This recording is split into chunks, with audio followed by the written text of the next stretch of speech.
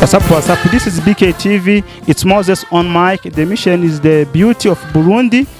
Turi mu ntara ya Kayanza aheze kuronka izina rishasha tanyerera yabana vraiment abanyakayanza ntibanyerera iyo batigirishije.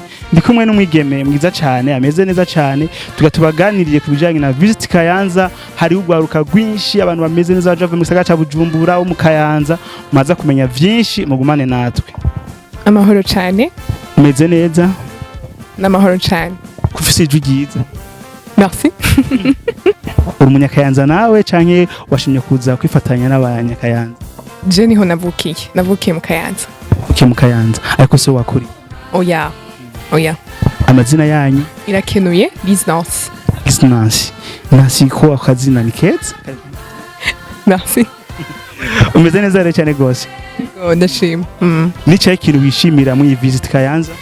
Alors ni byinshi cyane tout au début gutangura voyage hama ukagira voyage tout premièrement mutazi aho mujana hama mugahura n'abandi uhagira connexion n'abantu bashasha hama mukadécouvrir ibintu bishasha chaque seconde chaque minute uguma découvrir ibintu bishasha mu nzira uri kurarengana hama uriga ibintu byinshi à propos de l'histoire hama uriga kuri aspect humain abantu tout autour y'amasite touristique ibintu biba biriyo hama uhigira ibintu byinshi yego du namwebwe twaciye tubonana voilà okay c'est une surprise barutuzi voilà ni surprise umuntu aguma abona bishasha kandi vyiza BKTV cyuyimenye cyenda yimenye okay hama urabona biraryushe cyane twatembereye ahantu hatandukanye ubwo akadukana twagiye turaca amateka yaho nahandi tutarashi ego twatembera ahantu hashasha jewe honnêtement ahantu hose naciye hashi hari hashasha kuri jewe kandi umunyakayanza kubera iki kubera Kayanza ifite amasite historique menshi abantu batazi kubera tumenyereye ya masite yandi nyene Karera Kirundo Rumonge muga amasite historique kumenya kahise cyane tumenyereye histoire ku ishure muga gushikaho abami babahambira inganzo si baje naje nje kwiga aho hantu kugira amenye vyinshi ntarinzi mu Kayanza ariko ufise kinara ya Kayanza ifise inganzo zine yani intatemwa zine z'abantu ego iga twabonye ni ntare bikije mutaga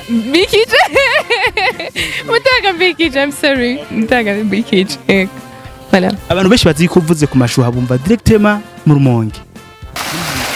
Oh, bien sûr que oui. Bashayo n'abandi kibitoke muga rero ikintu de spécial mu Kayanza nuko amashuha yo mu Kayanza ameze bien none. Oh, cyane gose bose bararyohewe. Hama ikindi kintu kiri spécial nuko tout autour hariho ikibira donc nature uva ahantu hashushe usohoka muri atmosphere y'ahantu hakanye umva nakantu kakabirya vraiment. Mu Burundi urabona yuko abantu baza ko igihugu cyacu bagiponda urabona ko tufise ahantu heza hameze neza cyane. Oh bien sûr que oui ni heza cyane ngira amafoto bazoyabona canke ama video yaho twagiye turaca kandi inyuma yacu d'ailleurs barahabona ingene ari heza. Twabonye icayi yanakaye icayi ciza chamaki hama yo verdure tout le temps hararyoshe irya air iri pure umva ni impeccable ni vyiza cyane. Wowe umunyakayanza umyaka iheze uvuze kuva mu Kayanza ubona ko umenga uri umuntu Kayanza ariko urabona ko Kayanza oui bien unavuma hariyo n'abagenzi bantwenga baraduwe bati non si ivyo nibikurimwo yabadi none je niyo navukiye kandi ni heza hari ibintu vyinshi vyiza cyane uzabwiye ati mwitonde tuguma turonke na kampani y'indege et voilà wanda wewe nimwe mugume muza gusa tuzabereka voilà kandi karibu ego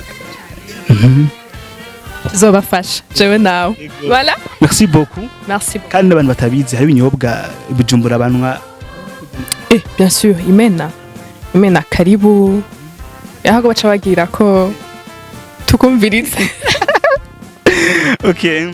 Hanyuma ikindi kintu ubona woshikiriza kwadukirana urumujene twabonye yuko urumujene vraiment umeze neza uri sociable abandi abigemewe bahanura iki mu bijanye n'ubuzima bwabo bwa misi yose?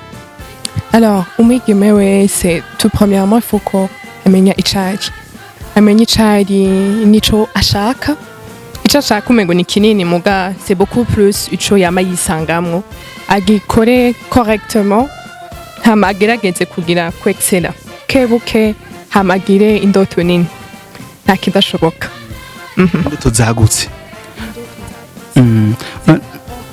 surtout indoto zifasha abantu bari tututu iwawe canke communauté canke société ururimo bagana Miss Kayanza kufisa bafise indoto zo kureka kandi abandi bigeme ko nabonye hari ibintu kanaka umenga byihariwe abasore canke abagabo n'abashobora gukora none nawe ntice ikintu uvuga ati wa mwigemewe reka gutinya nawe urashobora no nta kidashoboka uwarose wese umuntu wese afise indoto hama agerageza kuyikorerako akagenda bivanye naho wewe yibona hama hariho espoir hama hariho espoir mu bintu byose donc umuntu ifu yuko agira espoir hama agashiramo ingufu mu vyarimo akabikora neza naho abari bitoya ashobora kuzobona ibintu vyiza imbere nka wewe urabona turi mu mpera z'umwaka umwaka wa 2022 tumaze amezi 8 asigaye amezi n'ubwira umwaka urangire nicaye ikintu wishimira mu mwaka ni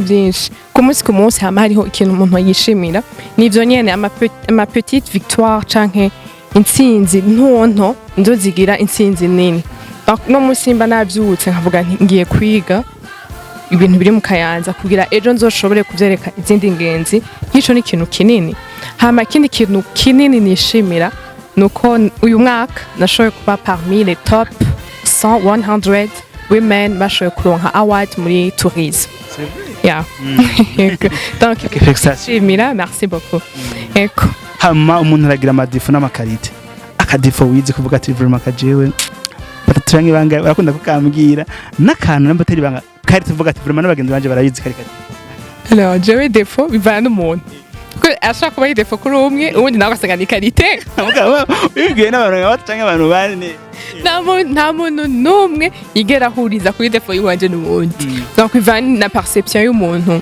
ingene yakiriwe nawe ntayo wizi oya n'ukuri bivana ingene umuntu karite bazi karite jewe ndakunda gutwenga vraiment nama ndo umuntu w'umunyamahoro umugwaneza umunyamahoro voilà nibyo byiza gutwenga birasuraje mu mutwe tunagushimira cyane rero hanyuma ikintu ubona ati iki sinoge ntagishikije n'abatakimbajije kiri ku mutima umva ari cyane alors ikintu cashoye kuntusha cyane nico numva novuga muri no mwanya ni byiza Kayanza irafise amasite touristique menshi kandi meza vraiment meza ariko ico nagomba kuvuga ko cyane fo yuko la communauté locale ishobora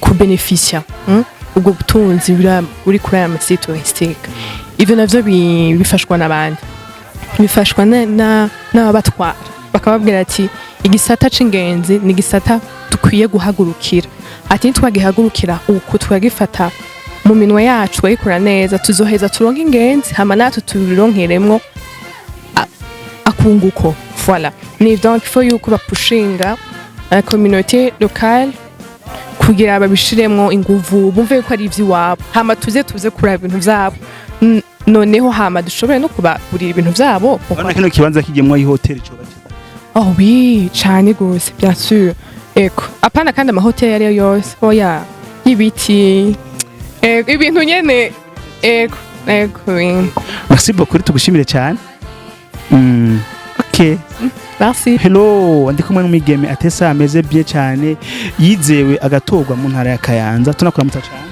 amahoro cyane umeze neza ndaho vraiment ndashima kubatakuzi widondore kubatanzi nitwa Marielle Aduhe nkabandi Miss Kayanza 2022 2022 Miss Aduhe warabahaye ibyo bagutoreye ndiko ndagerageza vraiment cyo kintu wishimira kuba batuye muri Miss Kayanza n'umwaka ugombo yasigaye amezi ane Jambere nishimira nuko narashoboye kumenyana n'abantu benshi kandi ndiko ndashobora kuduga gutera iyindi ntambwe nkavaho narindi kera nkashobora gushika ku yindi ngazi ego inito zawe wari ufise utaraba Miss ubona uri kwashika ko byagenze gute ego biriko biragenda vraiment kandi wewe gumukubita amadiri menshi bijya ajya ama connection yakura he oyaye nuko gusa imana impezagiye ndavyakira uko nyene kandi nanje nkakora ngashiramo ingufu kuko bavuga ngo imana ifasha uwifashije.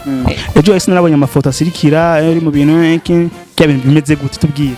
Oya zari inyigisho ryari rya mbere tuzikoze mu Kayanza, zari inyigisho ziteguwe ku ba Jeunes mu kubigisha ku bitandukanye, kumenya leur potentiel et même kumenya nico bategerezwa gukora mu vyerekeye ubuhinga ngurukana bumenyi.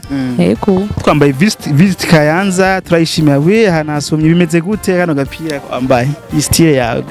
Bon nkuko tutari twabiteguye kubivuga ariko reka ndashishemo ntangorane go. Bon ni handitse ko maboko igihumbi ni company iri kiravuka yabigeme cyane cyane bakora mu bijanye no vuga ngo événementiel muri sonorisation, scénographie et aussi na lighting cyo bita lumière bijya mwamamona mu mamanza cyangwa mu maconcert. Rero iracari mu ntango nimba mushaka kudutuma ko turashaka gukora. Ego merci beaucoup. Hama Miss Kayanza cyo kintu wishimira muri visite ubona wungutse Kayanza wari uyizi nyene nkuko nyene uri kurayibona ubu canke nawe gutera ukunda intara gusumba uko wayikunda bwa mbere. Mu bisanzwe uyu munsi naciye ngwa mu rukundo mbaye bari hano. Rumva nakunze Kayanza ku rundi rwego kuko hari ibibanza bimwe bimwe ntari bwashikemo. Iyi Visit Kayanza vraiment big up ko bayiteguye. Bubahwe n'ukuri kuko baranshikanya n'ubumvuye mu mazi ashushe n'ayakanye natembere ndabona aho abami bahambwe. Natembere ahantu henshi kameme n'urugendo rwanyoheye kuko abantu twari kumwe nabo nyene bari shosho. Takubonye mu mazi mashuha gute hari baza ko mukanda ngo bumva amashuha bumva Rumonge na Cibitoki ya Rugo babwire abo bantu rero ndabatumire vraiment banyaruki baracitse kuko jewe nubu numva umengo sishaka kuhava no kumwanya tuja mwanyeregera amasaburagiye. Ego hararyoshe. Urakunda Afrika ko mbona wambaye amayeri na rikoro. Ego ndakunda Afrika ndakunda n'igihugu cacu c'u Burundi surtout Kayanza. Ego c'est beauté naturelle we mukorogwe wawe. Yeah, na black is beautiful. Kayanza ubona gute abateguye bino bintu basaba iki? Abateguye bino bintu nifuza ko batohagarikira ngaho, nifuza ko hazoba n'izindi edition n'ibindi bibanza kandi tuje turonka umwanya uyaguye. Wanashaka baze bitegure bibi by'iminsi myinshi kugira ngo turyoherwe dufilinge akayaga ni keza na klima n'isi urabona ko n'isi kiryohoye. Nariko ndabwira abagenzi banje ati plastic ntazo nta majojo nta masashe n'isi kiryohoye no kurima urabona ko biri mu movement nyene. Bagunda kunyita ngo ndi Miss Mufundi ndashaka ko abigeme vraiment bijukira igifundi. Ego ndashaka yuko babona yuko le monde technique ego babona yuko harimwo en même temps ubwenge kandi nakantu kubwenge nye. Ego nawe bekana nabo ko bashoboye nabo nibagume. Ego cyane. Hama tunarangiza akajambo ubona woshikiriza cyangwa cyo wosaba ni cyane. Akajambo noshikiriza d'abord ndaryohewe kandi ndashimiye abateguye rino donc novuga runo rugendo kwa Visit Kayanza kandi ngashimira kandi n'abadutwara mu ntara yacu ngashimira kandi no ku rwego rw'igihugu ababandanya badushigikira yabi television n'ababandanya BKTV Burundi Kingdom TV babandanya bayishigikira mu bandanye mu bikoruko na jewe hano bandanye mu bikora muri gwa rukundo. Twe n'ukuri tuzogushigikira icyo uzokenera turi hafi ntangorane. Yeah, stay blessed. Mwakoze cyane. Nawe merci beaucoup turagushimiye cyane. Murakoze nawe. Sister Vite. Ça va. Umeze bien? Meze neza. Uri mu kazi kenshi? Ndiko ndoza ibirato. Visit wayakiriye gute Kayanza? Ndabona yakiriye neza gusa hari ivumbi ryinshi. Nubona ko usanze mejeje kubihana ndiko ndahereza basi. Ndahera kubera ari muki. Ari muki hari ivumbi ryinshi. Aha ni impuzu turaje kuhindura. Ego. Wagiye nawe hariya mu mazi yo mashura yumva. Mbwa arashushe cyane nayatinye nakojejemo amaguru 30 minutes. 30 minutes mbo kubera en fait ubushuhe bw'amazi buractiva la circulation sanguine mu maraso gushika donc mu mutwe donc ngo na fatigue mba naje nashitse ngaha mfise subirayo yahetse donc pour des raisons no gira abarundi bose n'abarundi kazi baze baragerageza kuza hi mu Kayanza genre kugira baprofite vyiza comment dire les beautés naturelles ego ziri mu Kayanza. À part ivumbi, sinon le reste c'est bon. Vraiment c'est bon et donc ça valait la peine yo kugira iryo vumbi juste kugira dushike ngaha. Baza kumanga ntaryosha ari Bujumbura gusa batabazi ko mu Kayanza n'amashu. Oya si Bujumbura gusa Bujumbura amazi yonyine ni hari les plages muga en dehors du Bujumbura nko mu Kayanza hariho ibintu byinshi hariho amashuha hariho de lac à visiter hariho ku nganzo hajya bahora bahanze abami ego naho se ni heza hari une beauté vraiment naturelle yo kuja donc profiter voir prendre aussi des photos donc ça fait partie y'ibintu vyiza uburundi twari dukwiye Burundi n'abarundi en général twari dukwiye gushira imbere juste kugira donc kuhashira imbere ni gute donc kugira kuhubaka juste kugira hagire beaucoup plus de la valeur comme ça attire les touristes ego nico donc nico jewe no shimangira ko cyane juste mbwira abarundi n'abarundi kati surtout n'abajone nka jewe ego batigera basoka bazikore donc la beauté il est juste entre le quatre murs ya Bujumbura en dehors de Bujumbura hari ahantu heza cyane umuntu yotemberera ego kabunye n'icyayi ego cyane navyibage icyayi gusa para icyayi na blé, le blé, je me rappelle pas comment, ingano, on a pris des photos, et il y a vraiment un paysage nziza, à contempler, surtout à profiter. Moi, j'avais jamais vu ingano en vrai. C'était la première fois, donc j'ai aimé, j'ai adoré. Une raison de plus, juste pour ça, pour profiter quand même. Tuzorindira sama, oya. Nikurego, zofuma shabite sama. Ego, akungu kubona wungutsemo nakaye kandi ubona wishimiye.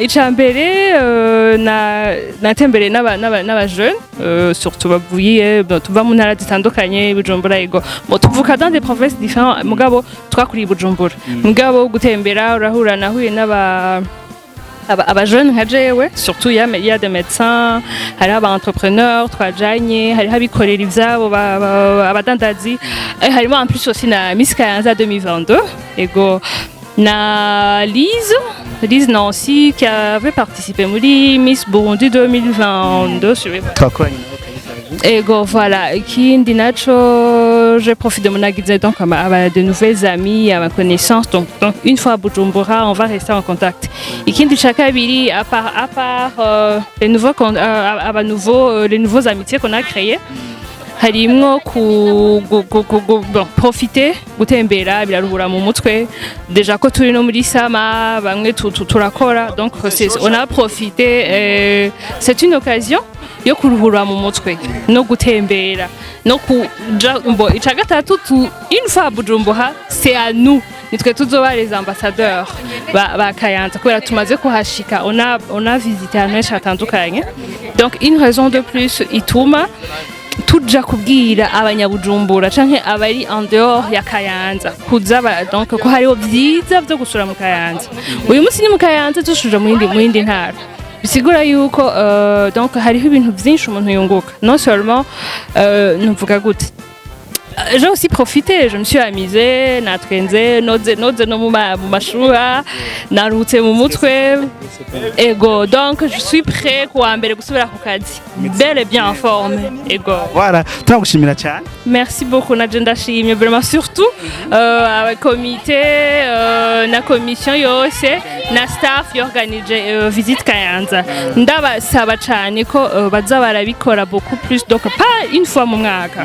Nka kabiri gatatu mu mwaka zoba vyiza cyane ego parce que en tout cas ni kintu tukiri kure par rapport n'ibindi bihugu surtout biri muri East Africa mugabo ni kintu ciza cyo kwerekana yuko natwe mu Burundi turafise ahantu ho kurata turafise ahantu ashobora kuzana abatouriste kandi tuvuze ngo les touristes tuvuga amadevize tuvuga amahera yinjira mu Burundi kuko kigatera imbere voilà merci beaucoup d'accord merci.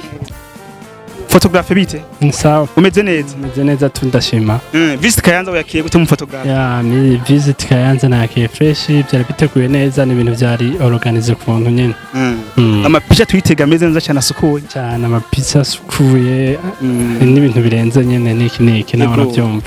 ibiraka wagiye uraronka kino kiraka wowe wabonye difference yacu n'ibindi wari ubona iya Difference yacu nuko nagiye nagenda abona ahantu ntari menyereye ntari bwabone ahantu bahambye umwami amashuha nyene ugasanga turi muri sako y'abantu benshi cyane bari batahura ibintu turimo babyishimiye gose cyane gose turagushimira cyane rero murakoze cyane merci beaucoup Madame Waterma Picha sawa